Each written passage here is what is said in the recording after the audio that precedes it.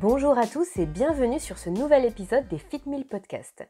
C'est Aurélie et aujourd'hui je vais vous parler de courbatures et surtout des réflexes alimentaires à avoir quand vous avez des courbatures pour les réduire, pour que ça vous handicape le moins longtemps possible. Donc c'est parti pour 5,5 réflexes alimentaires qui aident à réduire vos courbatures.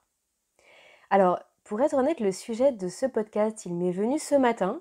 En me levant, j'ai changé en fait hier une partie de mon entraînement et en fait ce matin je me suis réveillée avec des grosses courbatures profondes, des courbatures profondes. Et en fait ça m'a rappelé quelques années en arrière, 7 ou 8 ans en arrière, où j'avais fait une séance, j'avais fait une séance de sport qui n'avait rien à voir avec ma pratique sportive de l'époque. Je faisais beaucoup de cyclisme à l'époque. Et là, je sais pas, j'avais fait une séance découverte de boxe ou de kickboxing, je sais même plus exactement ce que c'était. Bref, 2 heures à boxer dans le vide et à donner des coups de pied dans le vide. Autant vous dire que le lendemain, j'étais particulièrement courbaturée et en fait, j'étais terriblement perdue. C'est-à-dire que je pouvais à peine marcher et je ne savais absolument pas quoi faire pour que ça ne dure pas trop longtemps. Donc je me rappelle, j'avais été en pharmacie, j'avais dû acheter quelque chose comme de la sporténine ou quelque chose comme ça. Bref, ça n'avait pas eu beaucoup d'impact. Mais j'avais continué à manger comme je mangeais à l'époque, c'est-à-dire vraiment pas très bien du tout. Et forcément, j'ai guéri très lentement. Donc voilà, c'était juste pour la petite anecdote. Toujours est-il, c'est que j'ai eu envie de vous parler des courbatures parce que c'est vraiment très handicapant dans le quotidien. Les courbatures, ça peut durer plusieurs jours, ça peut vraiment être très douloureux et dans son travail, dans son activité au quotidien, ça peut des fois être très compliqué. Donc voilà, comment réduire les courbatures? Alors, avant de vous parler des réflexes alimentaires en eux-mêmes, je voudrais juste partir de ce qu'est une courbature. Les courbatures, ce sont des raideurs musculaires qui sont accompagnées de douleurs, qui vont survenir entre 12 et 48 heures après un effort. Alors parfois, c'est lié à un manque d'échauffement, parfois c'est lié à la pratique d'une activité inhabituelle, c'est ce que je vous disais, c'est le cas que moi j'avais eu là il y a quelques années en arrière, ou parfois c'est juste la longueur ou l'intensité de l'effort, ou les deux, qui fait qu'on va avoir des courbatures et des douleurs plus ou moins intenses. Dans tous les cas, les courbatures, elles indiquent que vos muscles, ils ont subi des micro-traumatismes. Il va y avoir des micro-lésions des tissus qui vont conduire votre organisme à déclencher une réaction inflammatoire pour les réparer.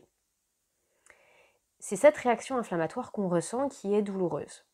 Donc en soi, on peut dire que le fait d'avoir mal, le fait qu'il y ait une inflammation, c'est plutôt, on va dire, bon signe, dans le sens où ça signifie que votre corps, il met tout en œuvre pour réparer les dégâts qu'on a causés. Mais l'idée, c'est qu'on puisse s'en débarrasser le plus vite possible. C'est que votre corps il puisse guérir, se réparer le plus vite possible. Mais si en parallèle, votre corps il est dans un état inflammatoire général, ça va ralentir considérablement votre rétablissement. En fait, ça veut dire qu'il est dans un déséquilibre permanent qui ne va pas lui permettre de lutter efficacement contre ces nouvelles agressions. Vous, ce que vous voulez, c'est récupérer au plus vite et c'est en ça que votre assiette va vous y aider. Moi, je ne parle pas spécialement voilà, des séances sportives qui peuvent aider à récupérer, des étirements, ça c'est vraiment un autre domaine et je ne m'y aventurerai pas. Moi, je vais vous montrer comment votre assiette peut vous aider à récupérer plus rapidement et à réduire vos courbatures. Votre assiette va vous y aider de 3 façons différentes et complémentaires. La première, ça va être en évitant un maximum les aliments qui sont pro-inflammatoires, puisqu'on a vu que tout était question d'inflammation. Ensuite, en rétablissant l'équilibre acide-base, c'est-à-dire qu'il va falloir vous tourner vers les aliments qui sont dits alcalins. Et enfin, votre assiette va vous y aider en prenant soin de votre microbiote, car c'est grâce à lui que les nutriments que vous ingérez vont être bien redistribués. En fait, c'est la santé de votre microbiote qui permet une assimilation plus rapide, plus efficace de tous ces nutriments. Et ce sont ces nutriments qui vont réparer vos muscles, qui vont les alimenter en minéraux et ensuite réduire l'inflammation causée par l'effort. Donc en fait, tous les conseils que je vais vous donner vont tourner autour de ces 3 éléments. Donc c'est parti pour les 5 conseils alimentaires qui vont réduire un maximum vos courbatures. Le premier conseil que je voulais vous donner, il est vraiment très simple à mettre en place, c'est le fait tout simplement de consommer des épices et des herbes aromatiques, ainsi que des légumes aromatiques. Parce que ces éléments sont anti-inflammatoires, antioxydants et sont excellents pour entretenir le bon équilibre de votre flore intestinale. Ça nourrit les bonnes bactéries. Donc les épices, on peut citer le curcuma, on peut citer la cannelle, la noix de muscade, le sumac ou le gingembre ont aussi un impact vraiment très favorable sur l'inflammation et sur la santé. Et enfin, les légumes aromatiques. Par légumes aromatiques, j'entends l'ail, l'oignon blanc, l'oignon rouge et le poireau, qui parfois est considéré comme légume aromatique, ainsi que les poivrons et la tomate. Donc en fait, tous ces aliments sont à intégrer le soir même de l'effort, ainsi que le lendemain et le surlendemain, pour justement vous permettre une meilleure récupération et puis atténuer un maximum ces courbatures qui peuvent durer, à partir du moment où elles apparaissent, elles peuvent durer entre 24 et 48 heures de façon très très intense, voire jusqu'à 5 jours après l'effort. Donc en consommant ces aliments juste après votre effort, vous allez déjà réduire la douleur. Ensuite, mon deuxième conseil, il est très très basique, mais il est très très important, c'est de manger un maximum de légumes. Alors oui, je sais, on entend partout qu'il faut manger 5 fruits et légumes par jour, mais est-ce que vous savez vraiment pourquoi? Simplement parce que les légumes sont très alcalins, c'est-à-dire qu'ils vont avoir des propriétés basifiantes sur l'organisme, à l'opposé des aliments tels que par exemple les céréales ou la viande, qui eux vont être plus acides pour l'organisme. Et comme je vous le disais juste avant, ce qu'il faut, c'est justement rétablir cet équilibre acido-basique et limiter un maximum l'inflammation. Donc les aliments alcalins sont absolument parfaits. Alors pourquoi je vous parle des légumes? Parce que les fruits sont déjà beaucoup plus sucrés et le fructose qui compose surtout le sucre du fruit est parfois moins bien digéré par certaines personnes. Avec les légumes, il n'y a pas de souci. Donc déjà un maximum de légumes, et puis pour celles qui digèrent très bien les fruits également. Parce qu'ils sont source de vitamines, de minéraux, et parce qu'ils sont très alcalins. Donc on va favoriser choux frisés, choux rouges, choux verts. Eux, ils ont aussi la propriété d'être excellentes pour la flore intestinale, pour le microbiote. Donc du coup, c'est du 2 en 1. Ah oui, et également le chou de choucroute, par exemple, qui lui est aussi excellent. Je peux vous conseiller aussi l'aloe vera. Donc l'aloe vera a de nombreuses propriétés, c'est aussi des propriétés antiseptiques, on peut s'en servir aussi pour les problèmes de peau, mais on peut aussi le boire, le manger. Il va avoir des propriétés anti-inflammatoires. Ou encore l'eau de coco. L'eau de coco est vraiment excellente pour la santé. Je dis bien l'eau de coco, pas la crème ou le lait de coco. Alors c'est pas qu'ils sont forcément mauvais pour la santé, mais là, en récupération et pour lutter contre les courbatures, l'eau de coco va avoir plus de propriétés bénéfiques, nutritionnelles, que le lait ou la crème. En troisième conseil, je voulais vous parler des céréales contenant du blé. Pour ceux qui sont intéressés par le sujet du gluten, qui sont curieux, peut-être tout simplement, sachez que j'ai sorti un article sur le gluten qui est très complet et justement qui s'adresse aux sportifs, comment le sportif peut être concerné par la problématique du gluten. Donc si ça vous intéresse, je vous mettrai le lien en description. Mais là, par rapport aux courbatures, ce que je voulais simplement dire, c'est que les céréales qui contiennent du blé sont particulièrement difficiles à digérer et créent des inflammations au niveau de l'intestin. Donc l'inflammation, c'est justement au niveau du corps en général ce qu'on veut éviter. Et surtout au niveau de l'intestin, puisque comme je le disais juste avant, l'intestin, c'est lui qui va permettre d'avoir la disponibilité, l'assimilation des nutriments. Donc c'est très important qu'il soit en forme, on va dire. Or, le blé actuel, génétiquement très modifié, ne permet pas justement d'avoir un intestin en bonne santé. Et là, je ne parle pas simplement des personnes qui sont déclarées cœliaques, qui ont la maladie cœliaque. Là, je parle simplement des gens qui peuvent présenter une sensibilité au gluten ou simplement qui cherchent à éviter tout type d'inflammation, comme c'est le cas pour les sportifs qui ont des courbatures. Donc on va dire qu'entre 24 heures et 48 heures après un effort intense ou long, favoriser toutes les céréales qui ne sont pas à base de blé. Donc par exemple le quinoa, l'amarante, le riz basmati ou encore le sarrasin. Il y en a plusieurs, je vous mettrai également le lien pour accéder à la liste de l'ensemble des céréales qui sont sans gluten. Mon quatrième conseil est dans la lignée du précédent. Il peut faire un petit peu débat, Mais aujourd'hui, moi, je vous conseillerais grandement d'éviter les laitages, surtout les laitages à base de lait de vache, qui sont très acidifiants pour l'organisme et qui sont très déminéralisants. Or, quand on a des courbatures, quand on cherche à récupérer d'un effort, c'est bien les dernières choses dont on a besoin, c'est-à-dire d'une fuite des minéraux et d'acidifier son corps qui, justement, comme je le disais, a subi un gros stress oxydatif. Et l'idée, c'est de rééquilibrer cet équilibre acido-basique avec des produits très alcalins. C'est pas du tout le cas des laitages et surtout des laitages à base de lait de vache. Après, moi, mon point de vue sur les produits laitiers en général, sur les lobbies des produits laitiers, il est très tranché. Vous êtes d'accord avec moi ou pas, je peux tout à fait l'entendre, mais en tout cas voilà, ça reste un de mes conseils, évitez un maximum les laitages dans les 2-3 jours qui suivent les efforts, ça vous permettra de récupérer plus vite. Mon 5e conseil, il est de se tourner vers les aliments probiotiques. Puisque comme je vous le disais, il faut prendre soin de son microbiote, de sa flore intestinale, pour bien absorber tous les nutriments que vous allez apporter à votre corps et puis ne pas créer un état d'inflammation générale au niveau de votre organisme. Alors dans les aliments probiotiques, on va retrouver les légumes germés. D'ailleurs, Jérémy vous a fait une recette spéciale avec des légumes germés. Je vous mettrai le lien dans la description également. La levure de pierre, la levure diététique, qu'on peut acheter en principe dans les magasins bio ou même dans les rayons bio des supermarchés. C'est excellent, c'est vraiment très favorable pour la flore intestinale. Et ensuite, je parlais des choux tout à l'heure, alors sachez que le brocoli ou surtout le chou de choucroute sont particulièrement riches en probiotiques. Donc ce sont vraiment les aliments sur lesquels vous pouvez vous tourner le lendemain et le surlendemain d'un effort. Alors je vous disais en introduction que j'allais vous présenter 5,5 réflexes alimentaires pour réduire les courbatures.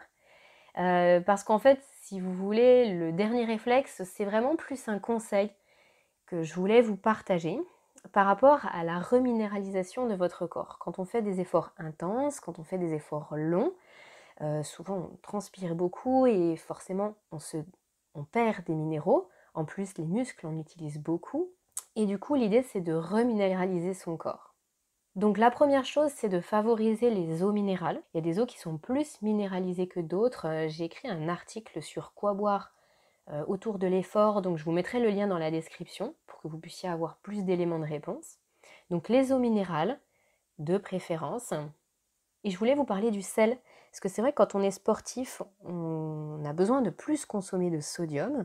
Donc par exemple, dans les boissons d'effort, effectivement, on va rajouter une pincée de sel. On va avoir besoin de plus de sodium, ça c'est un fait, mais par contre, ce que je vous conseille, c'est d'éviter absolument le sel de table. Le sel de table, lui, il est particulièrement déminéralisant. Donc orientez-vous plus vers du gros sel, vers le sel de l'Himalaya, des sels qui vont être complets. Eux, ils vont vous apporter à la fois du sodium, mais aussi d'autres minéraux, et du coup vont être bien plus bénéfiques pour votre organisme que le sel très raffiné qu'on trouve absolument partout.